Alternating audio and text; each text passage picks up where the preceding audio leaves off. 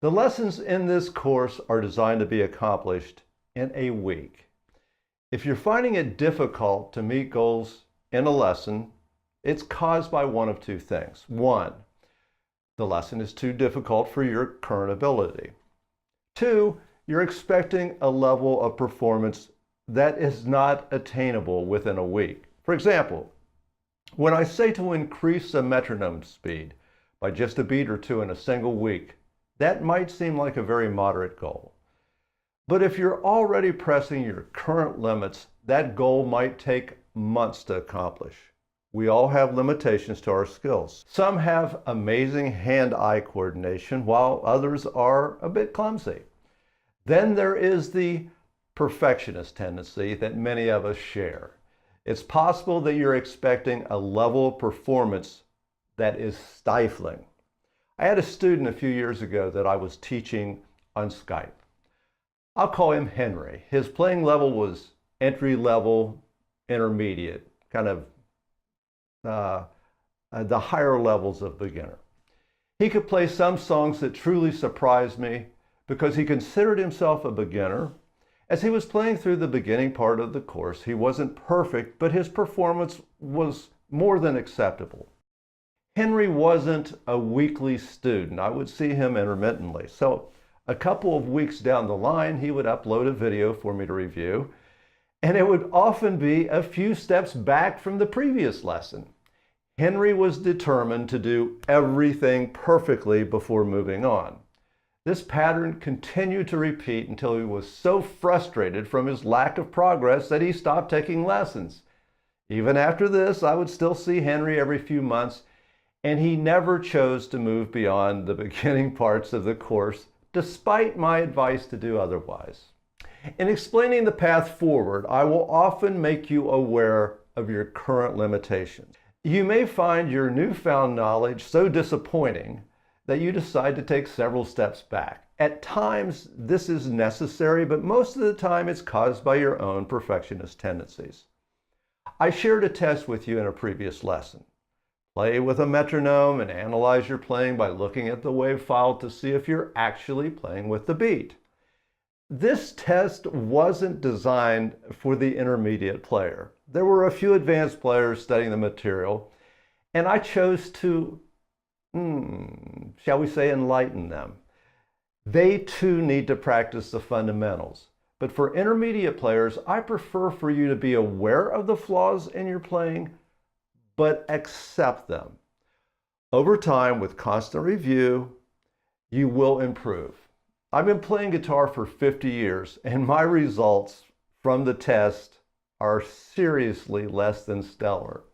When I play exercises, even from the beginning lessons in the course, I am not perfect. I seldom accomplish recording an exercise in a single take.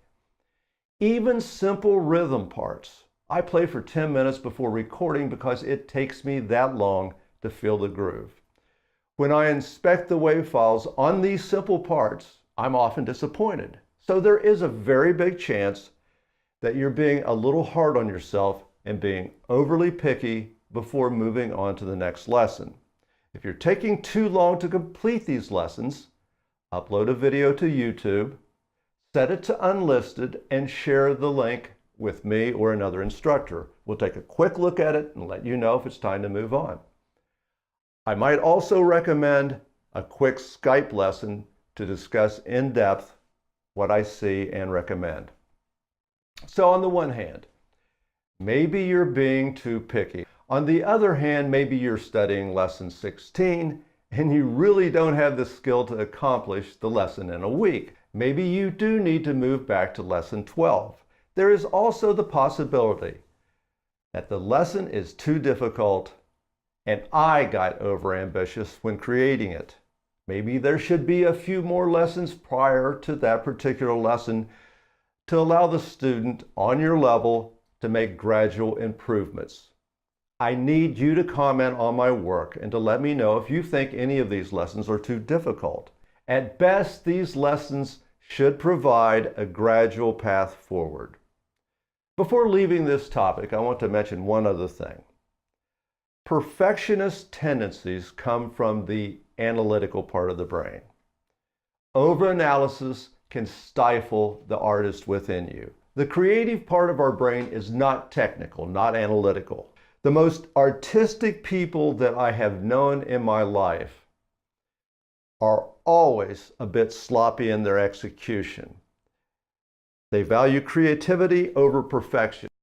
Still, the most successful musicians that I've known have allowed the technical part of their brain to be in the driver's seat.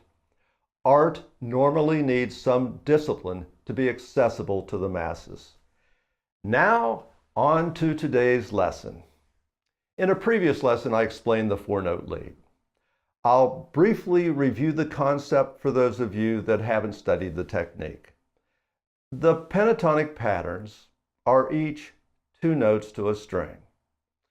This allows you to memorize simple sequences and easily move them around the neck to improvise leads. These sequences are played on adjacent strings. The shape that is the boundary for these licks is technically a trapezoid. I bet you never thought that you would hear the word trapezoid when it comes to discuss guitar techniques. A trapezoid is a 4-sided object with 2 sides parallel. Of course!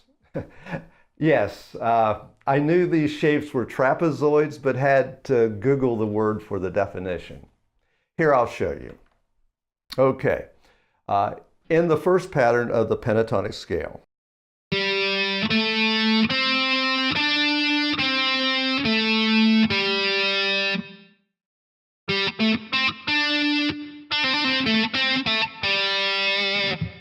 that's a little box, which is a trapezoid.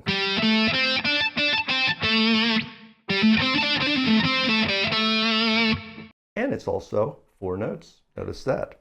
Okay, so then we can go to this part of the first pattern.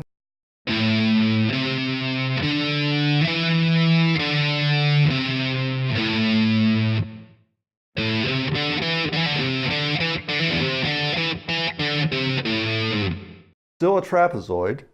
The strings are parallel, the notes are parallel. That is parallel to this.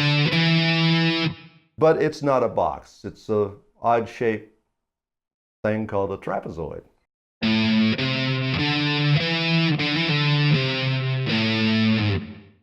What I did there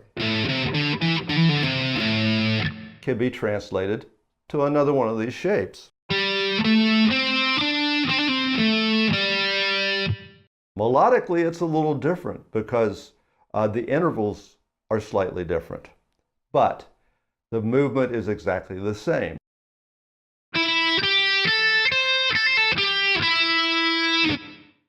By learning some very simple sequences or licks, you can move them from shape to shape. The game that I taught in the earlier lesson explains to improvise over a backing track and see how long you can create unique phrases in a box without repeating the phrase.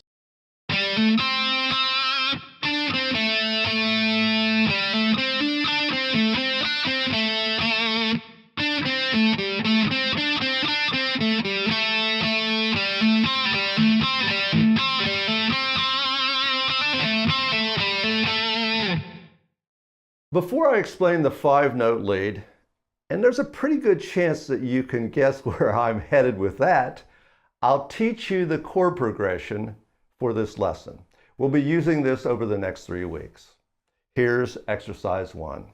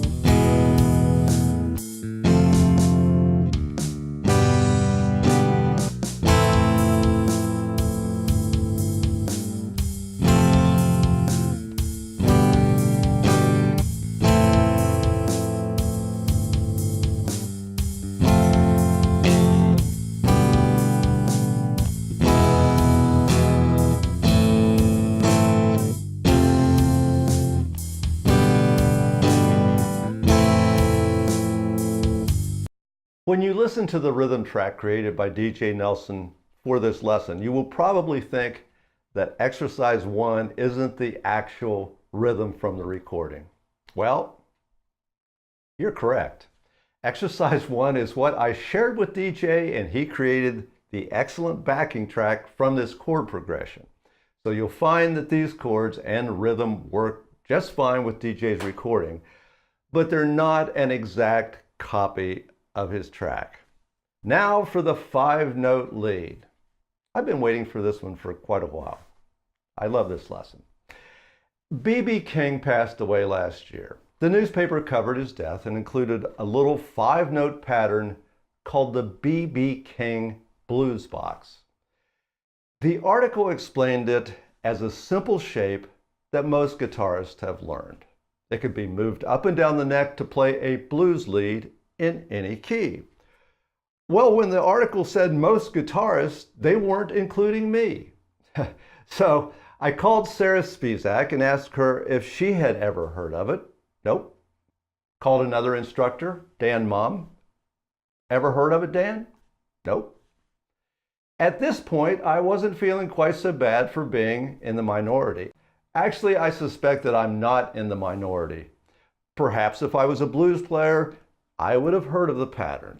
I was intrigued by this piece of information that all guitarists except me understand this concept. Here's the shape.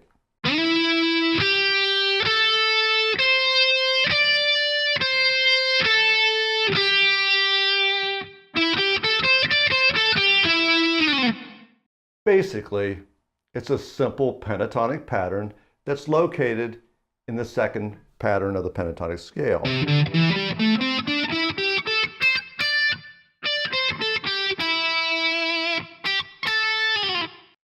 Not only that, but the shape of this object is a pentagon, 5 sides. Sure enough, it's great for playing blues.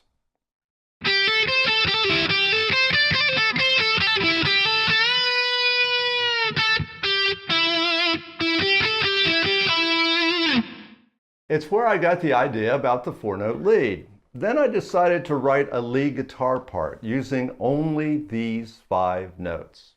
The challenge was it must be somewhat simple to play and not sound repetitive. Although this lead is really simple, I spent hours creating it. I would create something that I thought wasn't repetitive, then I would listen to a recording, hear repetition, and go back and make changes. In the end, this is a very good lesson of how to improvise a lead in a single position. Then when you open up the rest of the neck, you really understand what is necessary to compose an interesting sounding lead, and you have many options that are beyond this one 5-note position. Another cool thing about this shape is, if you're playing with a friend and a little nervous, this is pretty easy to manage. The first section of the lead is broken down into 3 parts. And here's the first part, exercise 2.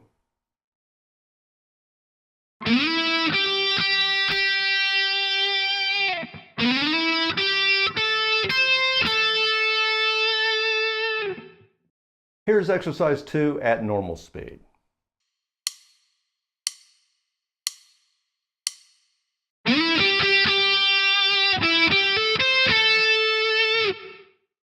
This is exercise 3, part 2 of the lead, played very slowly.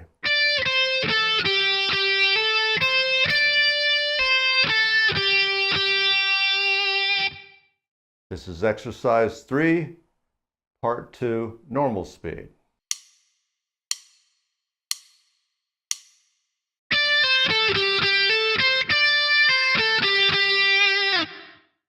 Exercise 4 is the end of the first part of the lead. This is a little bit more complicated rhythmically. Easy to play, a little more difficult, as you'll see, to remember the rhythm.